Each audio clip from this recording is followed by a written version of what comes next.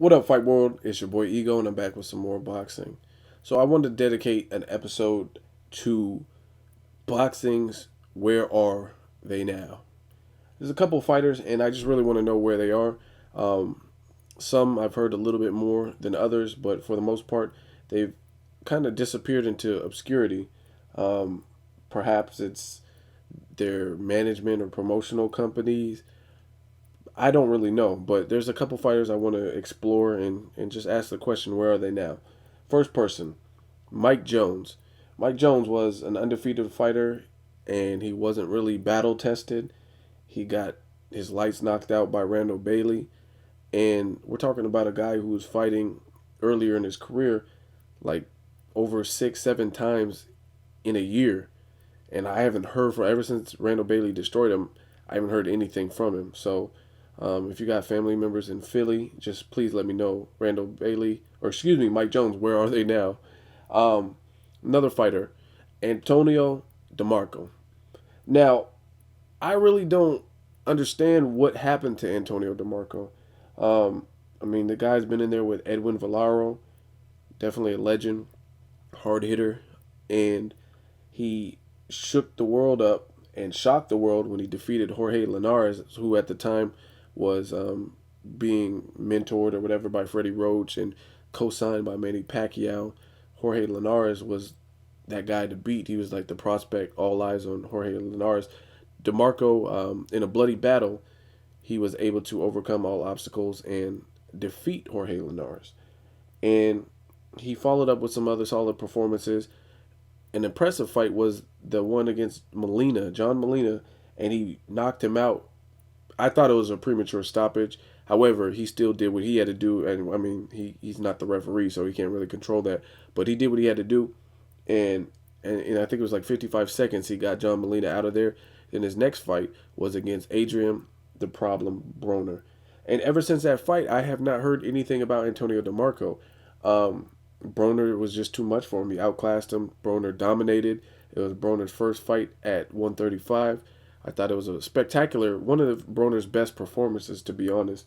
I thought it was going to be a lot more competitive if you watch my prediction video or whatnot. Um, I thought this was Broner's toughest test, and realistically, Broner's had tougher fights with people like Daniel Ponce de Leon, and I really thought DeMarco was going to bring something new and like really bring make. I always thought Broner would win, but I thought he was going to at least take him into the trenches. But Broner pretty much skated to. I mean, you could tell the stoppage was coming. So anyway, I don't know what happened to Antonio DeMarco ever since. Um, Losing to a guy like Broner who's on the rise, I don't think that's a career ender. But again, I haven't heard anything from Antonio DeMarco. Yuriorkis Gamboa, another fighter. Um, this was a guy who was in the Mayweather stable. Mayweather had a falling out with 50 Cent, and he chose 50 Cent to manage him, SMS Promotions. And personally, I have nothing against 50 Cent. I like his music, his old stuff. But I don't really like the SMS roster. I don't really like SMS as a business entity. I mean, they're still new, but at the same time, I haven't really seen them grow fighters. Out of boxing entirely, I would say Don King and SMS are the main promotional companies that aren't really the ones that I would want to sign to if I was a boxer, just because they don't offer enough. They're not getting their fighters the recognition that I feel they deserve. Yuriorkis Gamboa, or excuse me, Yuriorkis Gamboa, explosive fighter. He has a, it sounds like a very solid core fan base on YouTube. A lot of people praise him, say he'll beat Broner and XYZ, but I mean, he's not really fighting, and that inactivity is killing him. Another SMS fighter, where are they now?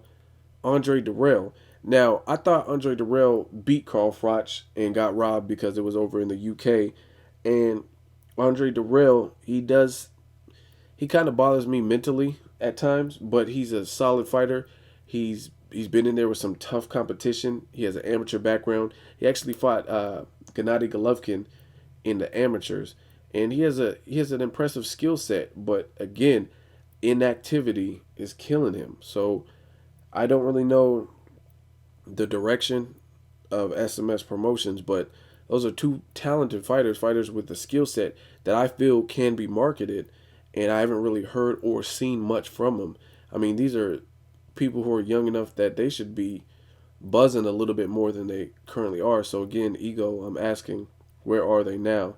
So let me know if there's any of them that you could think of, anybody that's relevant that should be talked about, not somebody who's disappeared, but we know why they disappeared. So let me know if there's anyone you guys want to add to it, to the Where Are They Now list. And if you guys have heard any recent news about any of these fighters, please leave it in the comments. That's really all I got to say, guys. Till next video, it's Ego signing off.